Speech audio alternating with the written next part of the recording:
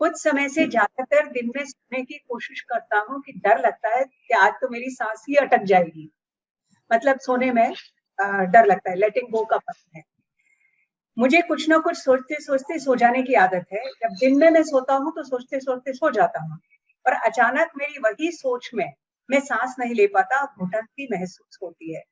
जैसे कि मैं अपना कोई भी अंग नहीं हिला पाता, मतलब मेरे किसी भी अंग में चेतना नहीं है और मैं निश्चेत हूँ और मेरी साँसें थोड़ी ही देर में अटक जाएँगी। अटक जाती हैं, नहीं अटक जाएँगी। मुझे बहुत घुटन होती है और साँस अटक जाती है। कभी मुँह से ज़ोर की आवाज़ निकालनी पड़ती है और मुझे ज़ोर लगा के जैसे कुएँ के गहरे पानी से बाहर निकालने की कोशिश करते हैं या कोई गला दबा रहा है और छँटने की कोशिश करते हैं, वैसी भयानक स्थिति से मैं अपने आप को फिर से जागरूक करता हूँ या फिर सोने से डरता हूँ। अब तक ये सिर्फ़ दिन में होता था और मैं खुश था कि ऐसा कभी रात को नहीं हुआ हुआ था। लेकिन जब कल रात को वही घुटन हुई, तो मैं रात को सो नहीं पाया और पता नहीं कब सो गया और सुबह उठ के आपको याद किया कि मेरी अजीब बीमारी के इलाज के बारे में मुझे आपसे राय लेनी होगी। तो आप इसके बारे में डॉक्टर पचीज कुछ बताएँगे इनको कि किस टाइप की बीमारी है और क्या ये चीज़ अक्सर हम सब लोगों को होती है?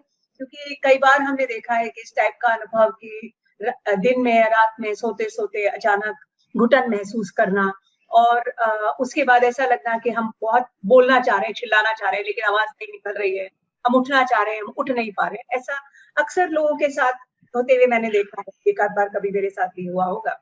लेकिन जो इनका प्रश्न है कि बहुत ज़्यादा इंटेंसिटी से इनको हो रहा है या फिर इनको दिन में ही होता था, अब रात में भी होने लगा है। तो आप इसका ज़रा इसके बारे में ज़रा बताइए? हाँ, बेसिकली मैं ये जो प्रश्न है उसका कुछ हिस्सों में डिवाइड करके जवाब दूँगा क्योंकि ये बहुत इंटरेस्टिंग प्रश्न है, लेकिन उसमें कई चीज़ें मिली-जुली है। सबसे पहली तो जो बात है वो ब्रीथिंग और थिंकिंग की है कि कई लोगों को ऐसा होता है कि मेरी साँस अटक जाएगी या एकदम से साँस बंद हो जाएगी। तो मैं इन लोगों को ये कहना चाहता हूँ कि जैसे एकदम से हृदय बंद हो जाता है, कार्डियक अरेस्ट जिसको कहते हैं, वैसे ज़्यादा मीन्स एकदम हेल्दी आदमी में एकदम से साँस अटक जाना मुमकिन नहीं है। हाँ, उनको कोई गंभीर फेफड़े की बीमारी हो या ऐसा कुछ हो और रेस्पिरेटरी फेल्योर होती है, तो वो अलग चीज़ है। लेकिन जैसे कार्डियक अरेस्ट होता है कि अच्छा भला आदमी 2 मिनट पहले एकदम बढ़िया हेल्थ में हो और एकदम से सडनली हार्ट स्टॉप हो जाए, ऐसा रेस्पिरेशन में नहीं होता है। हमारी रेस्पिरेटरी रिजर्व कैपेसिटी बहुत ज़्यादा होती है। पार्थिव सर इसमें ज़्यादा बात कर पाएँगे। पर मैं ये कहना चाहता हूँ कि ज़्यादातर जब साँस बंद हो जाने की बात आती है, वो मोस्ट ऑफ द टाइम वो एक एंग्ज़ायटी का लक्षण होता है। जब जब शरीर में उचाट होता है, जब शरीर में तनाव पैदा होता है, तब आदमी को घुटन होती हो या साँस रुकता हो या पूरी साँस बदन में नहीं आ रही हो, ऐसे ऐसे सब ऐसी सब चीज़ें महसूस होने लगती है।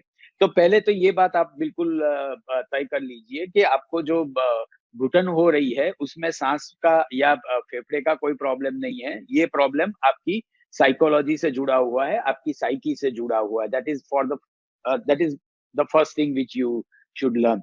दूसरी चीज़ ये है कि यदि आपको सोचते-सोचते सो जाने की आदत है, तो हमेशा किस तरह की सोच आप नींद से पहले लेते हैं, उसके ऊपर नींद की क्वालिटी की संभावनाएँ रहती है।